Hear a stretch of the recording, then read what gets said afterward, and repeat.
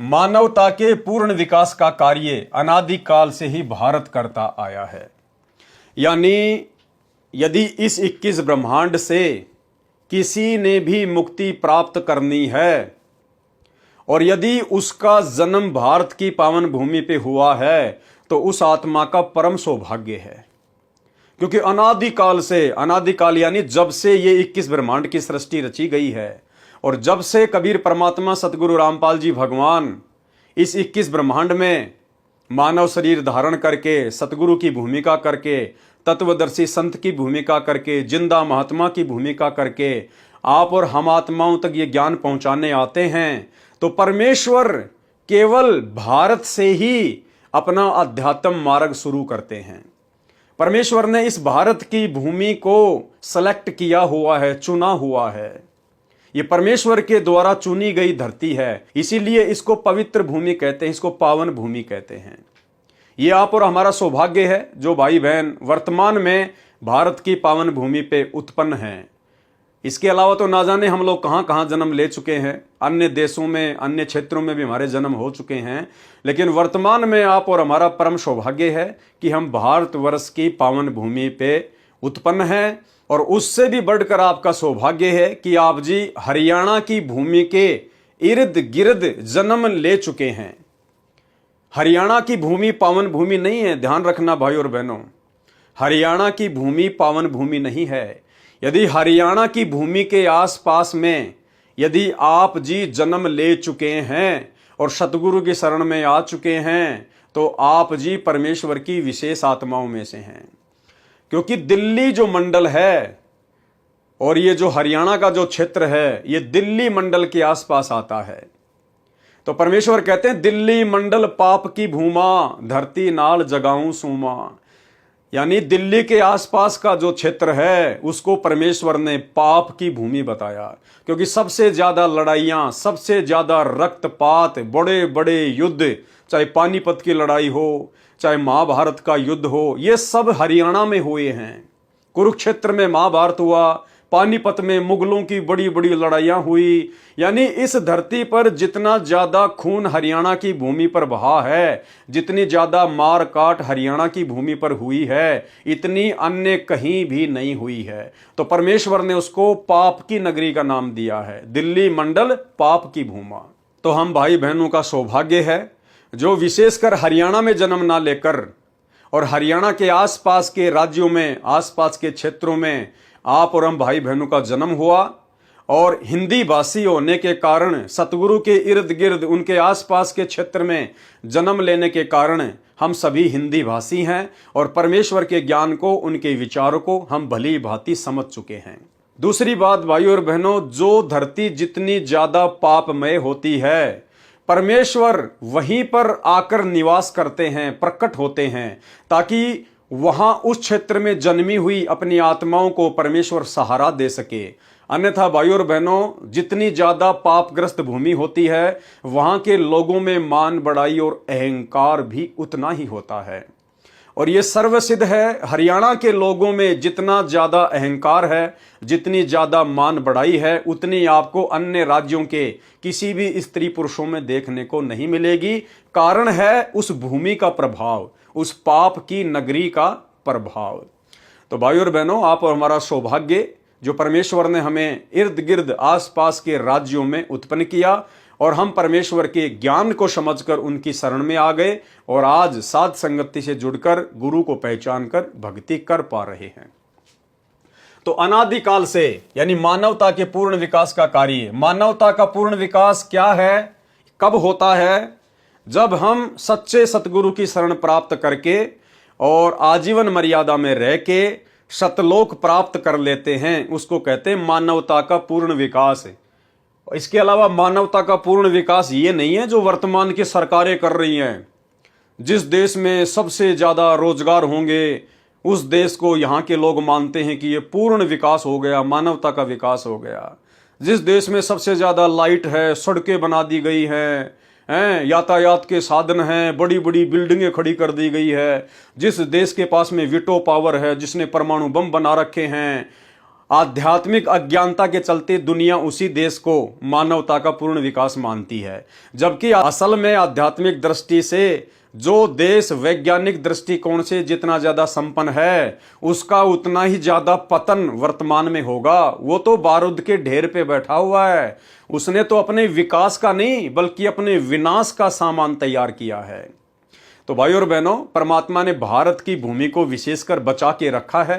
यहाँ की संस्कृति को, यहाँ के खान पान को, यहाँ के लोगों के आचार और विचार को परमात्मा ने हमेशा संयमित रखा है। और यही कारण है कि जब परमेश्वर धरती पर आते हैं तो बहुत जल्द वो आत्माएं जो आधुनिक वैज्ञानिक भाग दौड़ से दूर होती है, अपनी मर्यादाओं में होती है, धर्म कर्म से लगी हुई होती है, बुरे कर्मों से डरने वाली होती हैं, उसके बाद वो आत्मा तुरंत भक्ति पर लग जाती हैं, क्योंकि उनमें धार्मिकता शेष होती है। इसलिए परमात्मा मानवता के पूर्ण विकास का कार्य अनादिकाल से भारत ही करता आया है। इसी पुण्य भूमि पर अवतारों का अवतरण अनादिकाल से होता आ रहा है। कौन से अवतारों का अवतरण? काल भगवान के अवतारों का अवतरण अनादिकाल से होता आ रहा है। भाई और बहनों, अवतार जो शब्द है इसके दो मतलब होते हैं। विशेषकर ये जो अवतार शब्द है ये विशेषकर काल भगवान के द्वारा जो अपने अंश अवतार भेजे जाते हैं उनके लिए प्रयोग ज्यादा किया जाता है। और दूसरा जो अवतार है वो होता है परमेश्वर के लिए, कबीर भगवान के लिए, क्योंकि काल तो अपनी आत्माओं को अवतार रूप में भेजता है, काल स्वयं नहीं आता है। काल अपनी आत्माओं को भेजता है धरती पर कुछ अद्भुत कार्य करने के लिए, जिनको हम अवतार की श्रेणी में गिनते हैं, जिनको अवतार कहते हैं, जैसे श्री राम, श्री कृष्ण जी आदि। और परमात्मा जो होता है, कबीर भगवान जो होता है, वो स्वयं ही अवतार रूप में धरती पर प्रकट होता है। कबीर परमेश्वर सतलोक से कभी भी किसी भी आत्मा को अवतार रूप में धरती पर नहीं भेजता है, केवल काल अपनी आत्माओं को अवतार रूप में धरती पर भेजता है। कबीर परमात्मा स्वयं ही अवतरित होते हैं सशरीर मनुष्य के पुत्र के रूप में, या जब चाहे जिस भी रूप में किसी भी उम्र में कहीं भी परमात्मा अवतार लेकर प्रकट हो जाता है। यानी अवतार यानी स्वयं ही प्रकट होना।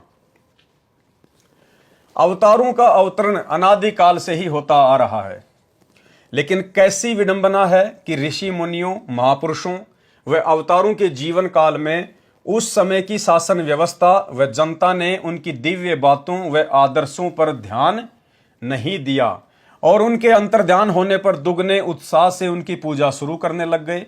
ये भी एक विडंबना ही है कि हम जीवंत और समय रहते उनकी नहीं मानते, अपितु उनका विरोध व अपमान ही करते हैं, तथा कुछ स्वार्थी तत्व जनता को भ्रमित करके परम संत को बदनाम करके सत भक्ति में बाधक बनते हैं। यह उक्ति प्रत्येक युग में चरितार्थ होती आई है और आज भी हो रही है, लेकिन ये वर्तमान में आगे ऐसा नहीं होगा। वर्तमान में सतगुरु रामपाल जी भगवान स्वयं कबीर परमात्मा धरती पर अवतरित हो चुके हैं और ये कलयुग की बिचली पीढ़ी है। और वर्तमान में परमात्मा पूरी पृथ्वी पर अपने आगमन का संदेशा पहुंचाएगा, और ऐसी विकट परिस्थितियां ये काल और दुर्गा इन जीवों के कर्मों अनुसार यहां पर पैदा कर देंगी कि मजबूरन इस दुनिया के लोगों को, चाहे भिखारी हो, चाहे देश का प्रधानमंत्री या राष्ट्रपति हो, मजबूरन उनको अंत में सतगुरु की शरण में आना पड़ेगा यदि अपनी जीवन रक्षा चाहते हैं तो। यह आज से पहले के युगों में ऐसा हुआ है कि जब जब इस काल ने अपने अवतार भेजे हैं या परमात्मा स्वयं अवतार रूप में धरती पर प्रकट हुए हैं, तो उस समय उनको किसी ने भी नहीं माना, किसी ने भी उनकी इज्जत नहीं की, उनकी बातों को महत्व नहीं दिया, और उनके जाने के बाद में उनके मंदिर बनाकर, मूर्तियां बनाकर, उनके नाम पे सत्संग करके, जागरण करके फिर अपने आप को धन्य समझते थे। तो परमेश्वर के कहने का मतलब है कि आज से पहले के युगों में जब भी कोई महापुरुष आया है तो उस समय के लोगों ने उनकी बातों पर विशेष ध्यान नहीं दिया, उनको महत्व नहीं दिया, लेकिन वर्तमान में महत्व दिया जाएगा। वर्तमान में उन शास्त्र विरुद्ध साधना पर दुनिया को आरूढ़ करके बैठे हुए नकली साधु संत महात्माओं की, पीर पैगंबरों की, मुल्ला काजियों की, सतगुरु रामपाल जी भगवान अपने तत्व ज्ञान से उनकी कमर को तोड़ के रख देंगे। उनकी कमर को तोड़ के रख देंगे वर्तमान में सतगुरु रामपाल जी भगवान। मजबूरन उन मुल्ला काजियों को भी आना पड़ेगा शरण में, उन बड़े बड़े पदवान लोगों को भी आना पड़ेगा, धनवान लोगों को भी आना पड़ेगा। आम जनता की तो फिर औकात ही क्या है। अभी जो हिसार जेल से लेटेस्ट ऑडियो आई है 59 नंबर की, उसमें लास्ट में सतगुरु रामपाल जी भगवान ने कह दिया कि 650 साल पहले तो इन काजी मुल्लाओं ने परमात्मा को ऊपर नहीं आने दिया। ऊपर नहीं आने दिया इसका मतलब ये नहीं कि ये परमात्मा से ज्यादा शक्तिशाली थे, वो ठीक का समय नहीं था, इसलिए परमात्मा खुद भी ऊपर नहीं आना चाहते थे। लेकिन वर्तमान में गुरुदेव कह रहे हैं कि अब परमात्मा उनकी कमर तोड़ के रख देगा। पूरी दुनिया को मानना पड़ेगा, पूरी दुनिया को। सुनिए ऑडियो। बंदी छोड़ की जय हो, बच्चों तोड़ पाड़ दिया था सबके सामने, ऐसे चमत्कार कर दिए कर मीना ने, फिर भी ना मानी और ना मानन दी। ईब तोड़ांगे इनकी दे, अब देखो कैसे नहीं मानेंगे। ये भी मानेंगे, ये भी उनके बच्चे हैं और जनता भी मानेगी। ईब तोड़ांगे इनकी दे, अब देखो कैसे नहीं मानेंगे। ये भी मानेंगे, ये भी उनके बच्चे हैं और जनता भी मानेगी। ईब तोड़ांगे इनकी दे, अब देखो कैसे नहीं मानेंगे। ये भी मानेंगे, ये भी उनके बच्चे हैं और जनता भी मानेगी, क्योंकि उनको चाह भगवान की और शिक्षित। बच्चों कुर्बान हो जाओ, बहुत दिन रड़े डोलिए, ये संसार की कामना से पड़े मर जाओगे तुम, मत चले जाओगे कदे न कदे। ये खत्म ना हो जिनके कारण तुम ना सत्संग सुनते हो ना भक्ति करते हो। बाढ़ में जाओ, इसे मुश्किल से दाव लग गया, कल का पता नहीं के बिजली गिर जा। कुर्बान हो जाए इस मालिक के लिए। मालिक आपको सद्बुद्धि दे, हिम्मत दे, ये बात याद रहे आपको, ताकि भूल ना पड़े। आपका संग जन्म का पाप कटे, आपका कोड कटे, जन्म मरण बटे। सत्साई।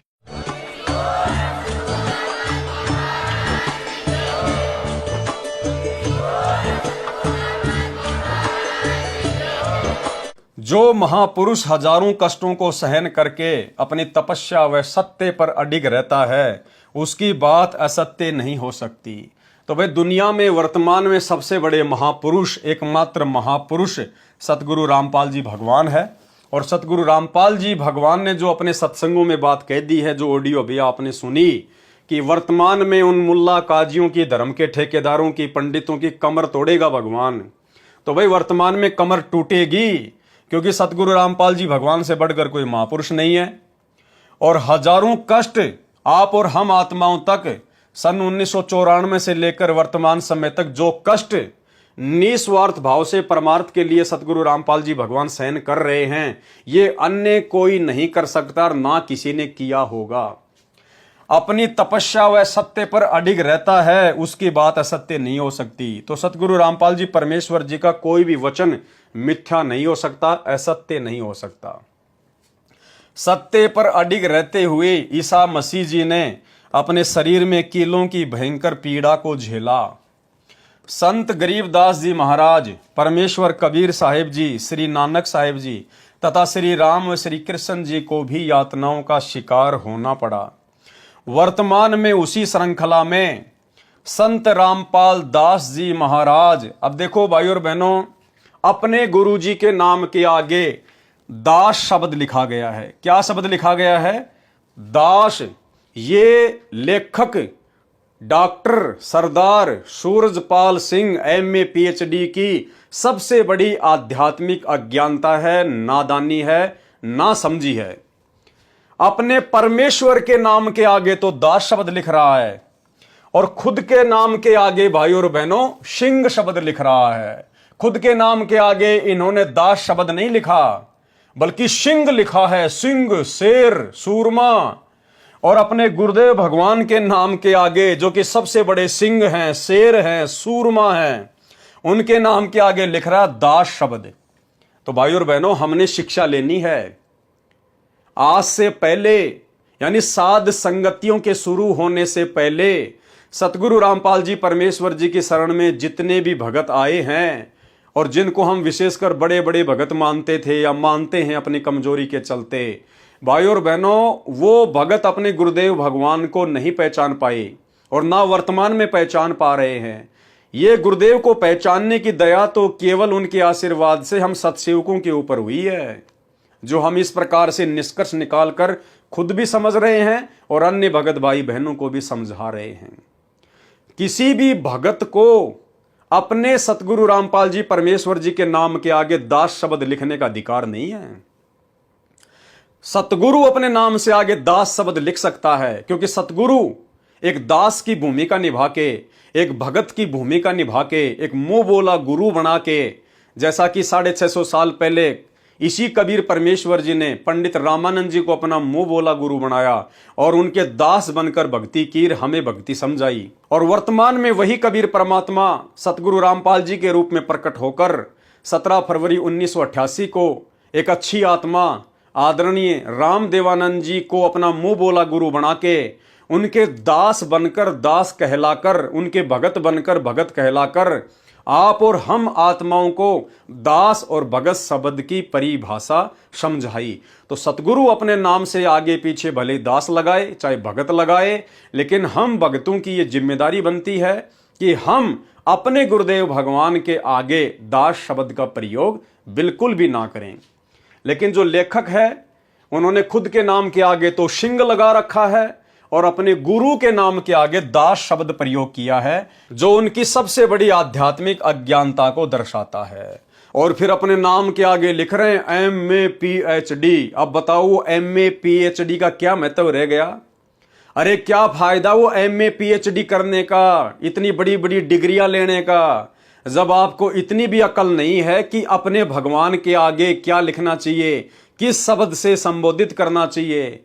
अरे अपने गुरुदेव भगवान के नाम के आगे पीछे लगाने के लिए तो लाखों उपाधियां हैं, लाखों जो है वो पदवियां हैं। आप जी वो पदवियां लगाइए, दास शब्द नहीं लगाया जाता, क्योंकि हम हैं उनके दास और दासियां। सतगुरु धरती पर दास बनाने आता है, सतगुरु किसी का दास होता नहीं है। वो दास शब्द अपने नाम के आगे खुद लगाते हैं, केवल आप और हमें दास शब्द की परिभाषा समझाने के लिए कि एक दास के गुण क्या होते हैं, एक दास कैसा होता है, एक भगत कैसा होता है, भगत के अंदर क्या क्या लक्षण होते हैं। तो लेखक लिख रहा है, संत रामपाल दास जी महाराज परमेश्वर के अवतार के रूप में धरती पर मानव उद्धार का महापरोपकारी कार्य कर रहे हैं। अब यहां इन्होंने सबसे बड़ी गलती क्या कर दी कि संत रामपाल जी को परमेश्वर कबीर जी का अवतार अपनी अज्ञानता के चलते सिद्ध करने का प्रयास किया है। परंतु सतगुरु रामपाल जी किसी के भी अवतार नहीं हैं। ये कोई आत्मा नहीं है जिनको किसी अन्य शक्ति ने अपने अंश रूप में या अवतार रूप में धरती पर भेजा हुआ है। ये तो स्वयं ही कबीर भगवान है। ये तो स्वयं ही सहशरीर अवतरित होते हैं, प्रकट होते हैं। ये स्वयं ही अवतार रूप धारण करते हैं। अवतार का मतलब होता है ऊपर के लोकों से नीचे आना। तो परमेश्वर सतलोक से नीचे उतरकर अवतार लेकर आज अपना ज्ञान प्रचार कर रहे हैं। तो यहां लेखक ने सतगुरु रामपाल जी को एक आत्मा माना है और जो दाढ़ी मूंछ वाली कबीर जी की फोटो समझी जाती है उसको परमात्मा की संज्ञा दी है और कहा है कि सतलोक से उस कबीर परमात्मा ने संत रामपाल जी को अपने अवतार रूप में धरती पर भेजा है। तो ये लेखक की आध्यात्मिक अज्ञानता है, नासमझी है, कमजोरी है, क्योंकि परमेश्वर कभी भी अपना अवतार धरती पर नहीं भेजता है। केवल काल अपने अवतार धरती पर भेजता है। आगे इसी पुस्तक में जहां पे अवतार की परिभाषा लिखी हुई है उसके माध्यम से आपको बिल्कुल क्लियर कर दिया जाएगा कि अवतार केवल काल भेजता है और परमात्मा स्वयं मानव सदृश रूप में प्रकट होता है।